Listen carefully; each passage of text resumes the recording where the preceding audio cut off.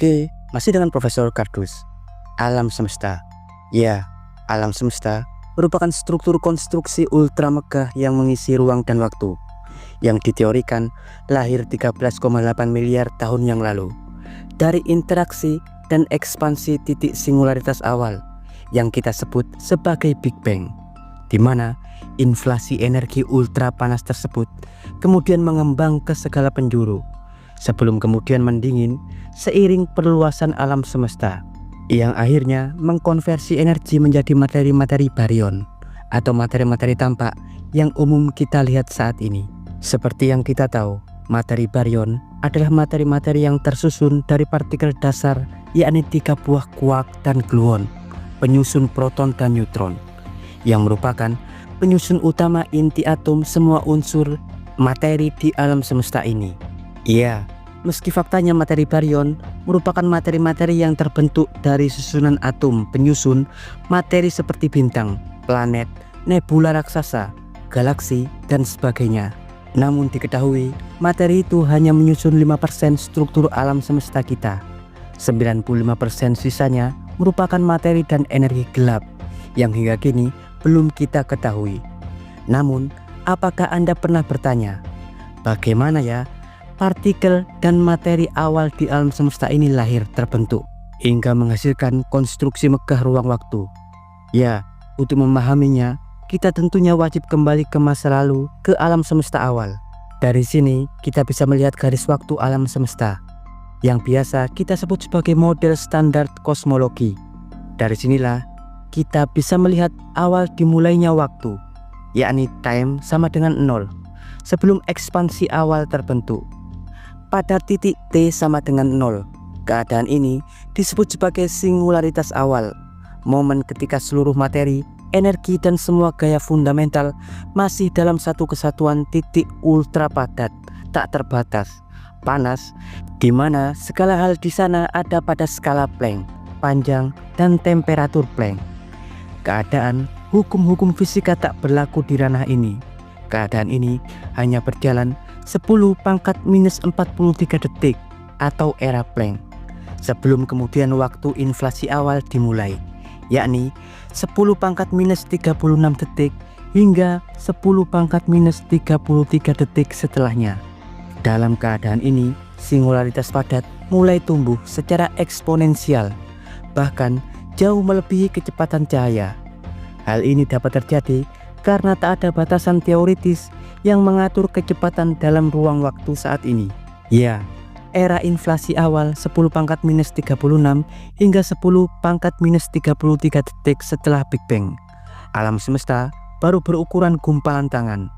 Barulah sekitar 10⁻⁻12 detik alam semesta awal.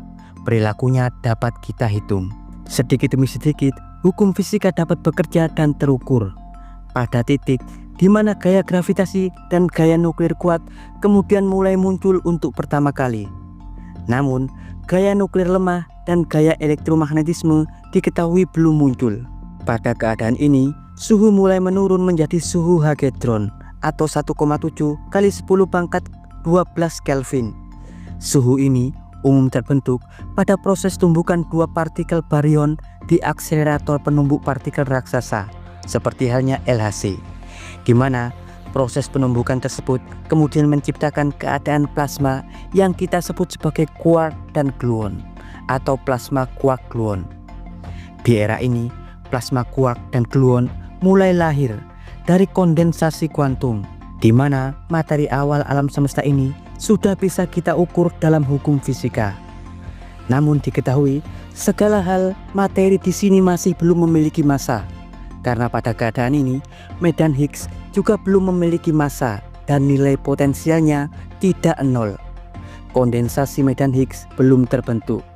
Sebelum kemudian energi kondensasi Big Bang kemudian melahirkan medan skalar awal yang disebut sebagai medan inflasi. Keadaannya disebut sebagai inflation. Iya, riak-riak. Pada inflation awal inilah yang kemudian melahirkan partikel fundamental dasar, seperti halnya quark, gluon, dan juga antipartikel.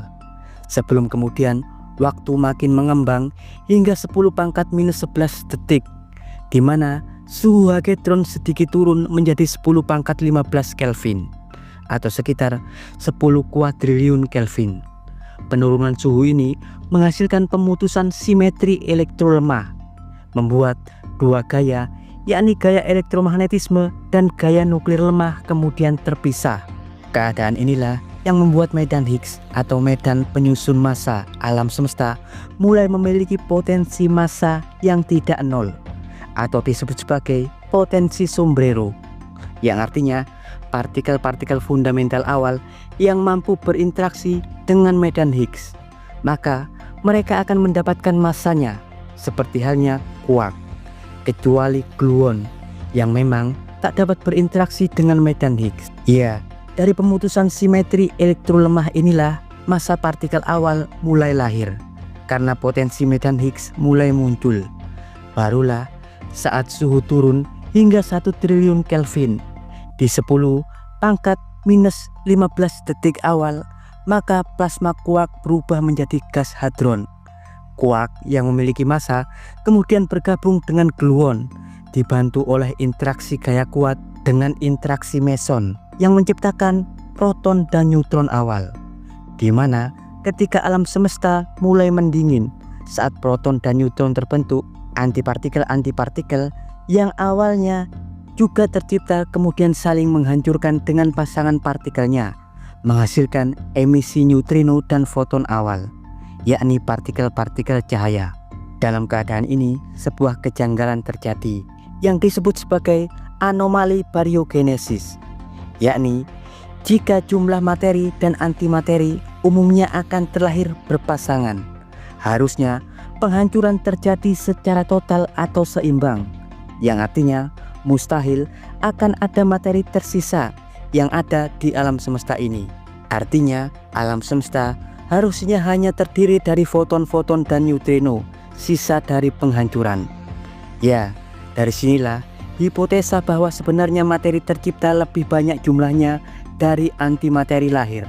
Meski hingga kini belum ada fakta dan bukti yang menguatkan itu. Ya, paradoks ini hingga saat ini masih menjadi misteri yang belum terpecahkan dan merupakan salah satu misteri terbesar di bidang fisika. Partikel-partikel yang selamat dari peristiwa annihilation seperti halnya proton, neutron, dan elektron yang selamat kemudian memasuki zaman lepton di suhu yang lebih mendingin, sekitar 5 miliar Kelvin. Dan ketika suhu mulai menurun di bawah 1 miliar Kelvin, nukleosintesis Big Bang kemudian terjadi, di mana partikel-partikel yang selamat kemudian saling bertumbukan satu sama lain hingga menciptakan atom-atom ringan awal seperti halnya hidrogen dan litium. Sebelum kemudian mereka berkumpul menjadi kesatuan membentuk massa objek bintang-bintang awal hingga menghasilkan fusi dan evolusi bintang. Ya, bintang-bintang yang berevolusi dari bintang muda menjadi raksasa merah hingga kemudian meledak menjadi supernova, kemudian melahirkan bintang neutron bahkan lubang hitam, di mana dalam setiap fase evolusi bintang, materi-materi atau unsur yang lebih berat kemudian terbentuk, seperti halnya fero atau besi, juga nikel, dan juga seluruh unsur di tabel periodik yang hingga kini telah kita temukan, di mana mereka berhamburan di alam semesta membentuk planet, gugus bintang, galaksi, dan sebagainya. Iya, dan berikut informasi singkat dari Profesor Cardus tentang bagaimana partikel awal di alam semesta terlahir. Jangan lupa like, subscribe, dan tekan tombol lonceng di channel Profesor Cardus. Tak berijazah, tapi genius.